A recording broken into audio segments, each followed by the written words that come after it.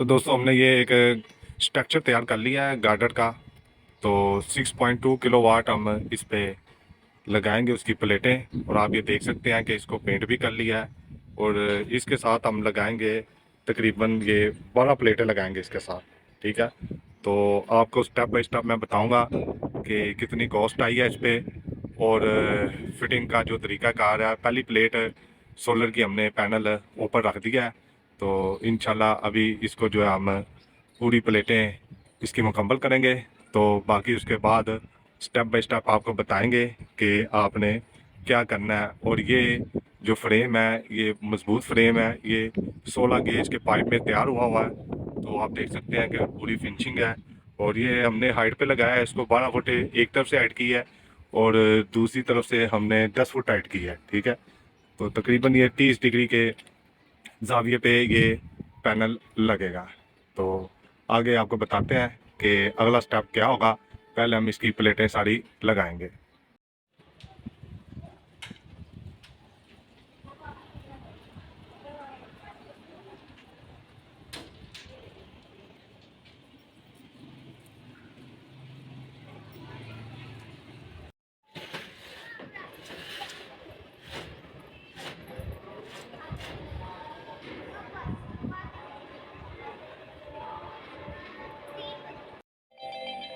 तो आपने solar panel की ये प्लेटें लगाते वक्त, जो इसके पैनल हैं वो लगाते वक्त एक बात का अच्छे से ख्याल करना है कि ये आपने अच्छे से इसकी कसाई कर लेनी है। इसको एक प्लेट को आप लगाएं, 4 नट बोल्ट लगे, उनके ऊपर नीचे वाशें रखें और उसको अच्छे से टाइट करना है। ठीक है, और उसके बाद आपने करना यह है कि एक लाइन है, जो ये लाइन आपको नज़र आ रही है, पूरी 4 प्लेटों की एक लाइन है, उसका जो एक आपको। तो दोस्तों आप देख सकते हैं कि हमारी जो है ना तकरीबन कोई 8 प्लेटें लग चुकी हैं, 4 ये लग चुकी हैं और 4 ये लग चुके हैं। इस तरह 4 रह गए हैं, तो इंशाल्लाह हमारा ये सेटअप जो है वो मुकम्मल हो जाएगा। तो उसके बाद हम इसके कनेक्शन करना आपको बताएंगे कि आपने कैसे इनके कनेक्शन करने हैं।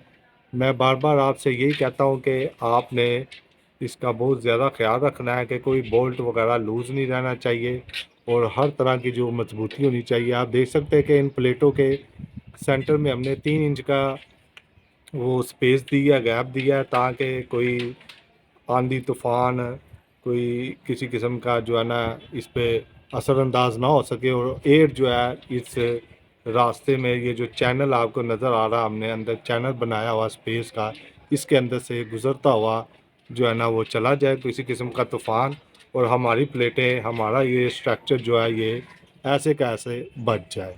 तो अभी हमारी 4 प्लेटें रह गई हैं, उसके बाद हम आपको बताएंगे कि इसके कनेक्शन कैसे करने हैं, सीरियल में करने हैं या कि पैरेलल में करने हैं। जैसे भी करने हैं हम आपको बताएंगे। तो ये एक अच्छी फिटिंग हो रही है। तो जी दोस्तों आप देख सकते हैं कि ये हमारा जो है ना पूरा स्ट्रक्चर जो है ना सोलर पैनल का तैयार हो चुका है। इस पर हमने जो है 12 प्लेटें जो है ना सोलर पैनल की वो लगा ली हैं। तो उसके बाद हम आपको बताएंगे कि आगे उसके बाद आपने क्या करना है। ये आप देख सकते हैं बड़ा ही खूबसूरत ये तैयार हो चुका है। तो इसके बाद हम आपको बताते हैं कि आगे आपने क्या करना है। तो दोस्तों आपने एक बात ज़हन में रखनी है, वो ये है कि आपके जो ये जितने भी ये स्ट्रक्चर के ये जो अपना पिलर लगे हुए हैं, हमने ये जो पिलर लगाए हुए हैं, इनको हमने, आप देख सकते हैं कि इनको हमने फिल करना है ये इसके साथ है, कंक्रीट के साथ।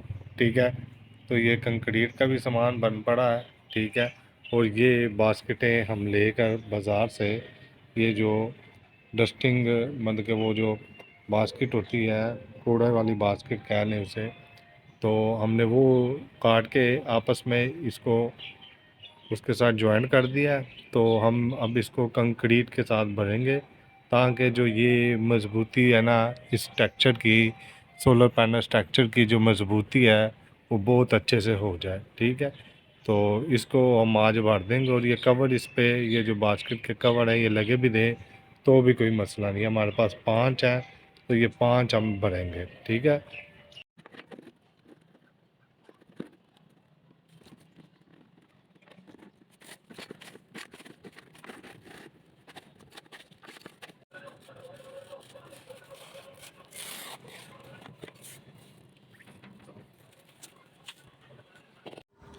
तो दोस्तों सोलर के काम के लिए जो अर्थिंग है वो बहुत ज़रूरी है कि आपने अर्थ बोर करवाने और 2 बोर करवाने हैं। आप देख सकते हैं कि हमने ये बोर करवा लिया। अब इसमें जो है ना एक कॉपर की पट्टी और एक 4 mm की कॉपर वायर हम डाल रहे हैं ताकि इसमें नमी रह सके। उसके बाद आप देख सकते हैं कि इसमें हम जो है पानी लगा रहे हैं साथ साथ, और इसमें एक केमिकल डाल रहे हैं। इस केमिकल को डालने से आपके बोर के अंदर नमी रहेगी, नमी से बोर जो आपका बड़ा बेहतरीन हो जाएगा। तो दोस्तों इसके साथ साथ आपने केमिकल का इस्तेमाल भी करना है। जो मार्केट से केमिकल मिलता है वो आपने इसमें कम से कम एक बोर में 4 पैकेट डालने हैं। ये हमारा जो है वो ये तैयार हो चुका हुआ बोर, 2 बोर हमने किए हैं 10 फुट का। इनके दरमियान में वो जो गैप है फासला है, और ये 2 ऊपर बोर आपको जाते नज़र आ रहे हैं। इसके साथ 2 वायर।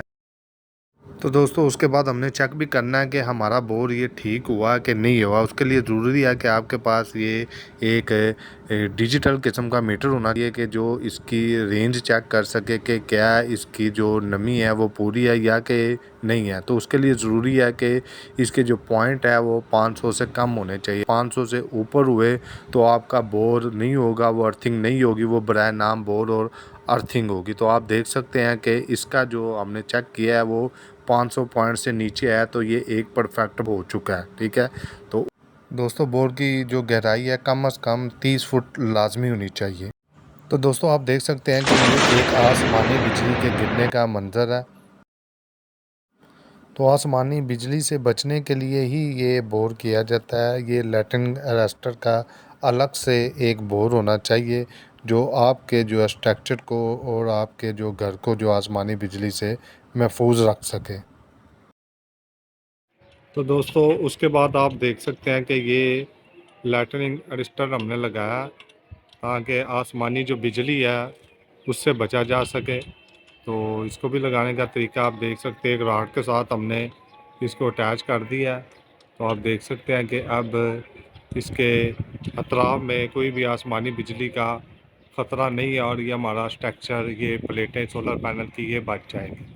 तो आप देख सकते हैं कि ये एक सोलर मैक्स का 6 किलोवाट का इन्वर्टर है।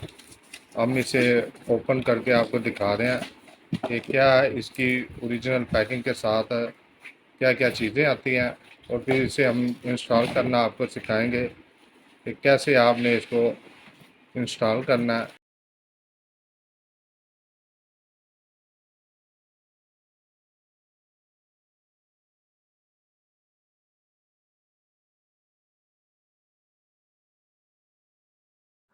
तो आप देख सकते हैं कि ये पूरा पैनल तैयार हो चुका हुआ है। इसके चेंज ओवर, इसके अंदर जो ब्रेकर्स लडीज लगती हैं, उसके बाद ये डक्ट पट्टी, और उसके बाद ये एक सोलर मैक्स का 6 किलोवाट का सिस्टम मुकम्मल तैयार हो चुका हुआ। उसके बाद आप देख सकते हैं कि बड़ी फिनिशिंग से काम किया गया। इसके अंदर प्योर कॉपर की जो वायर्स लगाई गई हैं, उसके बाद डक्ट पट्टी है प्योर की, उसके बाद ये एक सोलर मैक्स का बेहतरीन किस्म का इन्वर्टर है।